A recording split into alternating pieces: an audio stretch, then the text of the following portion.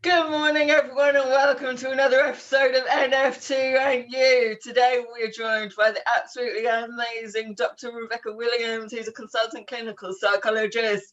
And today, we're going to be talking all about anxiety. So, Rebecca, thank you so much for joining us today. It's great to have you. You're welcome. It's really nice to be here. Thanks, Susie. We obviously are covering quite a huge topic today. I mean, we will try and cover as much as we can, but obviously we're not going to get over everything. And I think one of the first things I want to ask about really is because I think some people have this sort of preconceived idea about what anxiety is and what it looks like. And I think if we start, just by could you sort of explain what is anxiety? Yeah, sure thing. So I guess that word just means different things to different people, doesn't it? But when I think about anxiety, I'm thinking about worries, nervousness, fears, but it can be the whole spectrum of things from, I guess, some minor worries about something that's going on in your life right now to absolutely debilitating, life-changing anxiety where you feel so fearful and worried and preoccupied all the time that it's really interfering with work or just your ability to socialize and that kind of thing. So it's a whole spectrum of things, and there's physical elements to it and mental elements to it, and then obviously the emotional side as well. So you might find that you've got these physical symptoms of racing heart or breathlessness or aches and pains, tingling, feeling sick. Those are kind of the classic ones, aren't they? But there can also be the more general things like ongoing kind of headaches and that kind of thing. So it can have really diffuse physical effects. And then mentally, it can be sort of preoccupation with certain things. So you have thoughts that are really sticky in your mind and, that are really circular sometimes.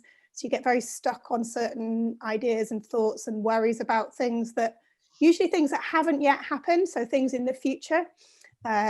So that's the big quality of the mental side of it is the worrying about things that haven't yet happened or that might happen. They may have happened in the past and you're worried about them happening again, or it might be just that real worry about things, going wrong in some way or being judged negatively. Or it can be really varied depending on the individual sort of particular worries, I guess. And I think what I love that you've really commented on there is about the physical side of things, because I think most people will think anxiety is just worrying. And actually people who experience anxiety, like say you've got this high heart rate, you've got neck tension, you've got these kind of like constant headache, vulnerabilities and all of these things. And sometimes in really extreme situations, you can have sort of neurological effects as well. So I know some people have triggered by stress and anxiety for like hemiplegic migraines and things like that, and they've become so physically debilitating as well as mentally debilitating. So I want to break it down a little bit more in terms of the differences between sort of normal stress and normal anxiety, situational anxiety and clinical anxiety. How do we sort of look at them in different ways? Yeah, I think that's it. So, anxiety around particular stressful events or things that are really important to you, like giving a presentation at work, that's kind of normal. And everyone experiences anxiety from time to time. But I guess it's a continuum, isn't there, when, actually the symptoms become more and more widespread. Maybe they're present more of the time. Maybe they're interfering more with day-to-day life and just that ability to do the things that really matter to you. So whether that's, producing your best work at work, or whether it's meeting up with friends, or whether it's just kind of, having a kind of a normal life at home, for example. So it can be really debilitating. And I think, when we have this sort of anxiety going on, there's a lot of body changes. So you have, different body chemicals released, adrenaline, cortisol, and so on. They have a massive physical effect, and that effect can be quite chronic, over time. And that's what has a lot of the kind of causes a lot of the physical symptoms.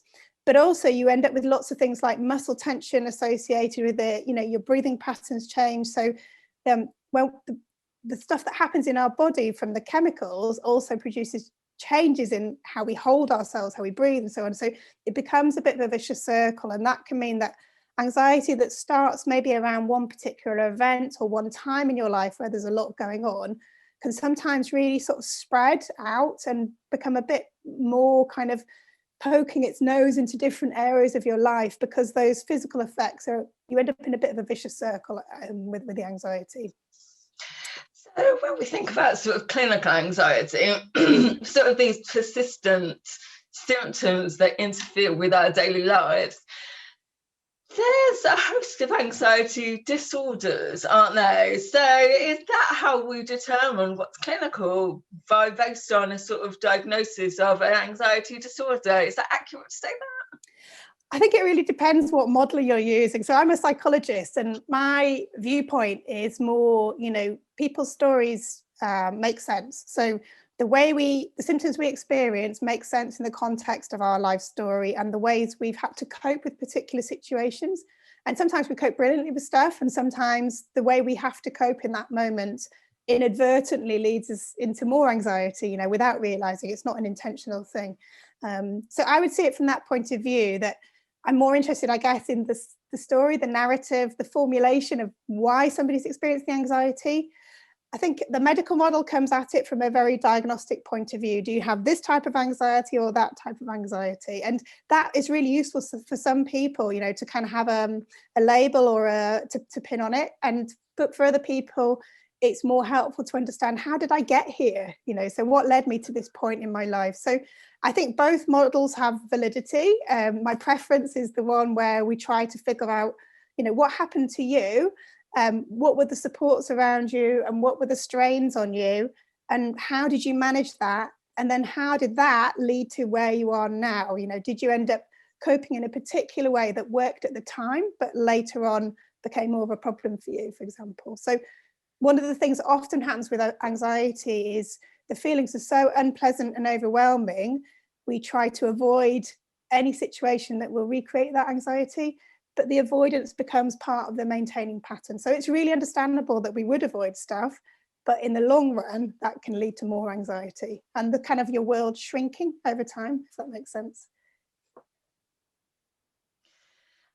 It's interesting that you bring up that, actually, and just a couple of points. One, really about this sort of medical model versus the social model, I guess. And that sometimes can produce quite a lot of stigma, can't it? Because if you're thinking only in medical labels in terms of what's wrong with you, then, you know, that kind of potentially could make people reluctant to reach out for support because they don't want to be seen in that way. Whereas I think with the model that you're discussing, which more sort of I want to stay holistically based, you know, because it's looking at the whole person, isn't it? And looking not just at, you know, this is what's wrong with you. Is like, well, actually, you're responding in quite a normal way to you know, potentially an awful situation, and you know, now we've just got to get you back on track because we're not there anymore.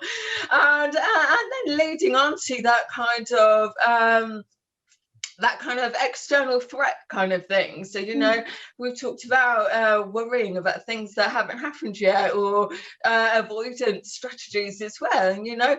And I think most of the messaging around anxiety, I think, is centered on external threats. And then if we take the context of sort of medical conditions, chronic illnesses and things, the threat is internal. So how do we look at that? I mean, do we look at that differently? Does treatment differ from that? I think it's a really good question, and you're right. You know, a lot of the stuff we see is about, you know, what's going on out there. But I think when you live with a, you know, an acute or a chronic, you know, medical condition, and the threat is inside of you, I think there are some similarities in that probably the way you expected your life to be has massively changed, and that, you know, that sort of shattering of assumptions can be part of an anxiety, you know, with external threats as well. When something really big happens in your life, like divorce or, you know, whatever, that kind of thing. But when it's internal, it's there all the time. And I think that's the really debilitating thing. And what can happen with that as well is that you need to be vigilant, because you need to be vigilant of your health. But it's a very fine line to tip into hypervigilance and constant checking. And what we know from other sort of types of anxiety is checking and looking for reassurance can become one of the maintaining factors for anxiety. So it's a really delicate balance when you have this chronic health condition between being careful of your health and not constantly checking for new symptoms and worrying about that. So that checking in itself can generate more anxiety as opposed to reassuring you, making you feel better. But then you've also got the kind of the medical treatment side as well, haven't you? And there is something super unnatural really about subjecting yourself to what can sometimes be really painful treatments under someone else's control, having to stay very still for certain procedures and stuff. So that can be really difficult to deal with, quite traumatizing for some people, I think. And I think it's so important what you brought up there in terms of over-checking things as well, because I think, for a condition like NF2, there's some of the stuff that's so insidious that, you kind of get to a point where you've not really noticed it or paid attention over time, and then suddenly you're in a terrible situation. So, for people experiencing that, you kind of go, well, that seems logical, doesn't it? But, like you say, it becomes really unhelpful over time, and it's striking that balance between what's the sort of healthy level of checking and monitoring and all these things, and what's sort of an unhelpful strategy to take. One of the things I think some people think about when they think of the word anxiety is around panic attacks. And about how those are horrible experiences for people that do have them. And I've seen online, people sort of using the words anxiety attack and panic attack. Is there a difference? What is there? I think it's a great question. And I would say it probably, I would always use the words that the person in front of me just, uses to describe them. But it's really important to dig under it because people might mean different things. I think when we think about panic from a clinical psychology point of view, we normally think of a really debilitating physical sense of panic. So you have like this massively racing heart rate to the degree you think you might have a heart attack, for example. You might have kind of intense sweating, trembling. It's a really physical, visceral kind of sensation, and you worry you might die or lose control or have a heart attack, and then that is so nasty, so unpleasant, that you then become so fearful of having another one. But that fear, if you see what I mean, that becomes a problem in its own right, and that would be like a kind of panic disorder if you went down the diagnostic route, I suppose. So that but for some people, they might, when they say anxiety attack, they might mean a panic attack. But for other people, it might just be an intense period of anxiety, lots of physical symptoms, but maybe not worrying they're going to die or have a heart attack, for example. So they still have that knowledge, I guess, that this is not life-threatening, but it feels really awful at the same time. But people can use the terms interchangeably. So I always want to check out with people, what do you mean when you say that? What does it feel like? What do you experience? I think, with the rise of sort of social media and access to information, we get bombarded so much with messages about anxiety. And of course, there's a huge amount of activism going on. So it's sort of like we're almost a bit more confronted with it, more though than any time that we've had before. And, what I found particularly interesting is looking at this sort of high functioning anxiety. So lots of people saying, oh, I have high functioning anxiety. What does that mean?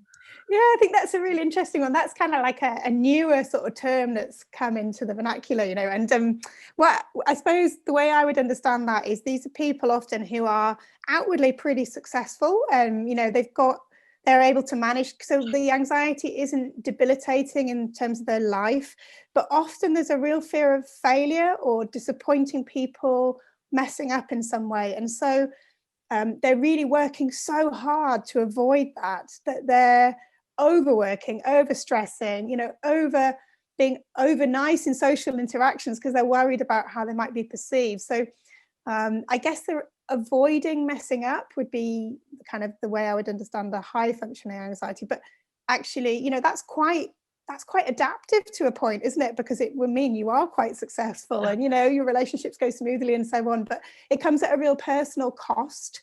I think sometimes that's associated with being very perfectionist in yourself, having really high standards for yourself and not being able to just give yourself a break every now and then. So it is really exhausting to have that kind of anxiety, but it doesn't look the same maybe on the outside to somebody who's struggling to leave the house, or, you know, struggling to just kind of to hold down a job because their anxiety is totally overwhelming. I guess in some ways there's kind of a cultural element to that as well, isn't there? Because, you know, in our society, particularly in sort of the employment side of society, or the sort of entrepreneurial side of society, we celebrate that level of stress, don't we? You know, and I think what's really nice to see is this emergence of people talking about burnout, because I think for me, when I think about high functioning anxiety, I think about situations that I've been in with work, and it pushes you to a certain level and it's not sustainable, you know. And I think, you know, when we sort of celebrate people juggling 10,000 things at once and having all of this stress on their shoulders, and we're like, oh, you're so inspirational because you're driving forward and you're coping with all this stuff, and behind the screen you're like, I ain't coping at all. You know, and that can be such a cultural element to that. I mean, when we're thinking about, I know we've had the discussion already about different disorders and things, but I think one of the things I've seen quite a lot of NF2s talk about is PTSD, and whether that's sort of well thought through discussion around PTSD or not. Can you explain a little bit about PTSD? What is it? Complex PTSD? How are the symptoms different from a sort of normal anxiety? Yeah, I think it's a really interesting one, and I think our understanding of PTSD and complex PTSD is just, you know, it's changing all the time. We're kind of getting more and more understanding around it. So in PTSD, there would need to be a kind of traumatic event, so something that is completely unexpected, that shatters your world assumptions and, you know, your sense of self or safety in the world. And that will lead to re-experiencing, so that might be flashbacks or nightmares, kind of vivid imagery in the daytime, you know, of something that's happened to you. There would be kind of symptoms of heightened arousal, so like irritability, very jumpy, easily startled, that kind of thing. And then this kind of mood and behavior changes. So often people are avoiding triggers, you know, to do with the kind of the traumatic event. And that, you know, that we wouldn't sort of diagnose that, I guess, in the first sort of month or so after a traumatic event, because that would be quite normal initially. You know, it's a massive life-changing thing that's happened, and so it takes a while to sort of to process that. But if it goes on longer than that, then we would start to think about, maybe, is this PTSD? It's quite interesting, because I think about 2/3 of people who experience a traumatic event won't go on to develop PTSD, but about a third do. And if you still have those symptoms after 4 to 6 weeks, they're unlikely to resolve by themselves. And so often that's when we think about getting some early treatment, I guess. Complex PTSD, this is something, again, that's even newer, I suppose, in terms of our understanding, but this is usually diagnosed when people have had a really, really abusive or tough upbringing, you know, where there's been a lot of physical abuse, sexual abuse, maybe long-term bullying or victimization in some way. So these are situations where the person has been unable to escape, and they've been chronic and prolonged. So that has such a profound impact on your sense of self. It has other impacts then on your relationships later on, you know, also on your sort of your ability to process what's happened to you. So, you know, you might have, again, the re-experiencing and so on going on, but, you know, at different times, you'd also have these heightened arousal and so on. So it has much bigger effects, I guess, than a one-off event. But I suppose the other thing to say is we do know that if you have one traumatic event, you're also more likely then to go on to have others, and which is kind of, so I think it's a really, the other thing that was really important to say about PTSD is, although we think of it as an anxiety disorder, I think we're coming to understand that it's actually more of a memory problem, in that you have this sort of catastrophic event that we just can't process. And the memories then are stored in different parts of the brain. And some people would argue actually stored in your body as well, almost like the body has the memory of the event. And it's that inability to sort of join it all up and make a coherent narrative, a story of what happened to you, that becomes the problem, if that makes sense. So it's definitely got lots of anxiety elements, and it feels like anxiety, but there are memory elements to it as well. And so we would sort of think of it maybe more as a problem with memory, if that makes sense.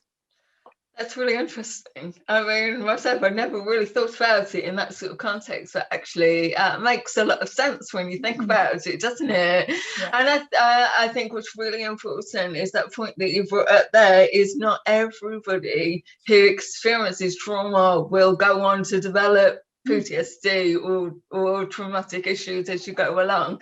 And to me, it sounds almost like the difference between PTSD and complex PTSD is sort of the repetitive nature of the trauma. And I mean, if you think about, like, if there's people watching here that maybe are experiencing these things and they don't know what help is available, I mean, how can psychological support help people experiencing these things? Yeah, so I guess, excuse me, in terms of, PTSD and so on, there are two main treatments of choice at the moment. One is EMDR, so eye movement desensitization, reprocessing. That's such a mouthful, therapy. But that's about exposure or re-exposure to the memories whilst tracking a moving object, a visual object, or an auditory object, auditory sound, sorry. And the idea there is that we're trying to expose and reintegrate the memories. So that's one sort of treatment. Now, it gets really good results for a lot of people. It's also used in complex PTSD as well. And then the other one is trauma-focused CBT, where we try to look at some of the beliefs and assumptions that are born out of the traumatic event, and to look at altering those in some way. So there's other bits that go with both of those, like kind of giving help to manage some of the over arousal that comes with PTSD. So that might be around teaching kind of ways of grounding techniques, or using a sort of safe space or that kind of thing, so that people can reprocess the trauma in a way that is manageable, I think, rather than being overwhelmed by the memories and the negative emotions that go with it. So psychologists can help with that.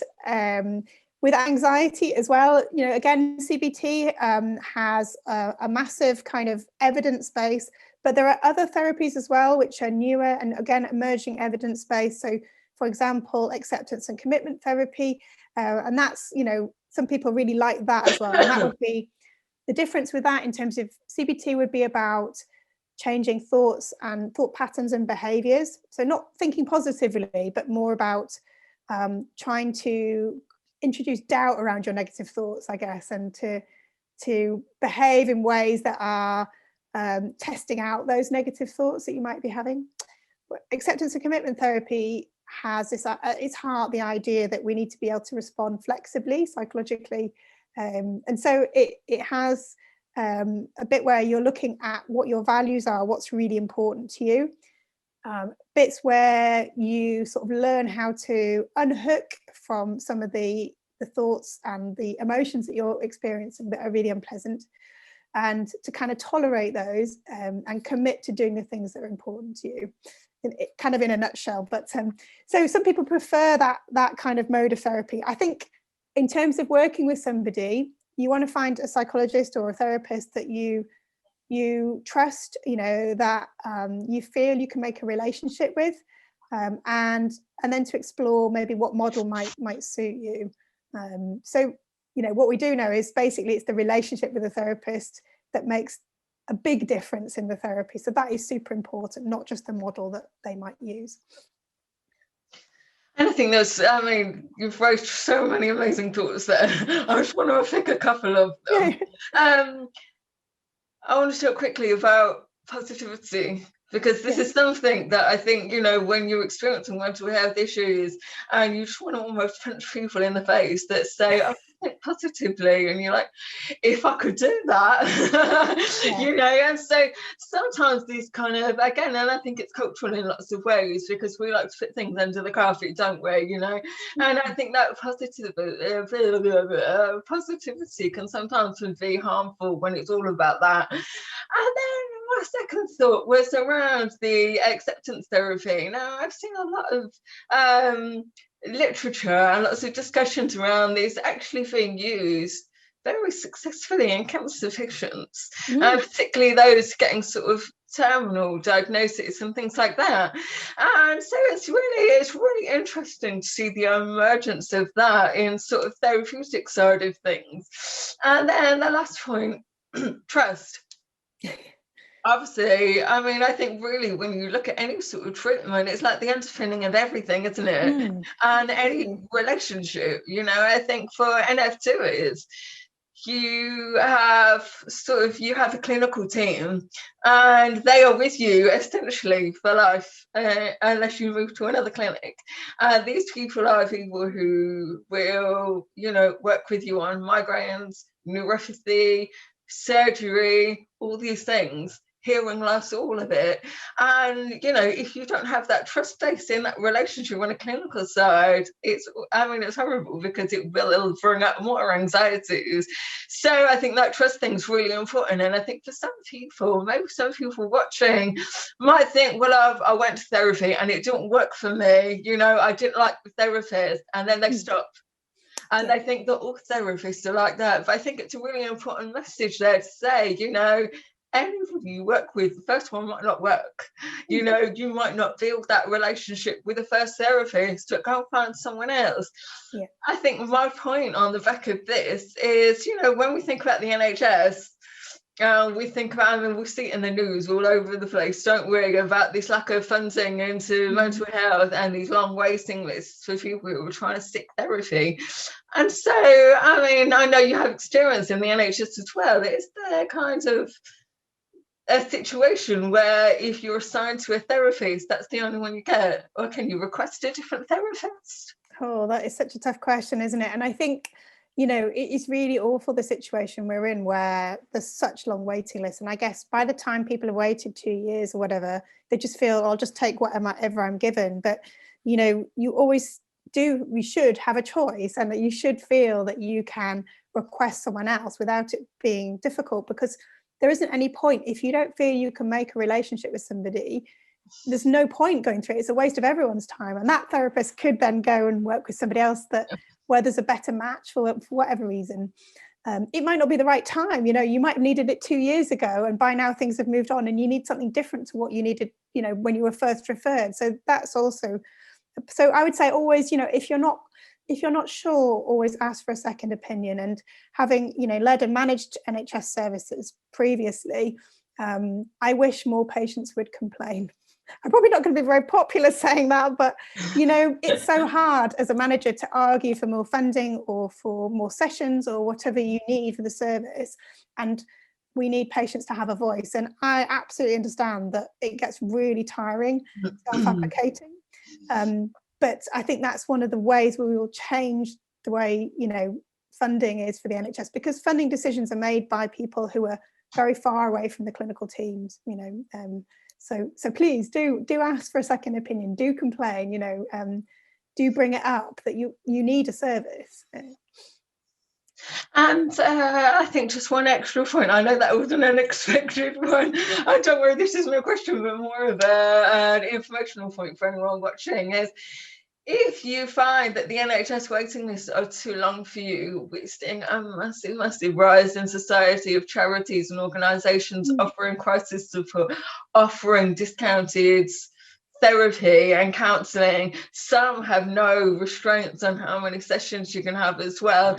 So try and look outside of the NHS if it's not meeting your needs when you want it. And you can get support out there. There's also a rise in social prescribing now. Lots of GPs are looking at their community services and referring people to those instead of waiting into the NHS mental health services. Right, okay, so I know we're strapped on time here. Really, the last question, I think. Actually, two quick ones in the same one, actually.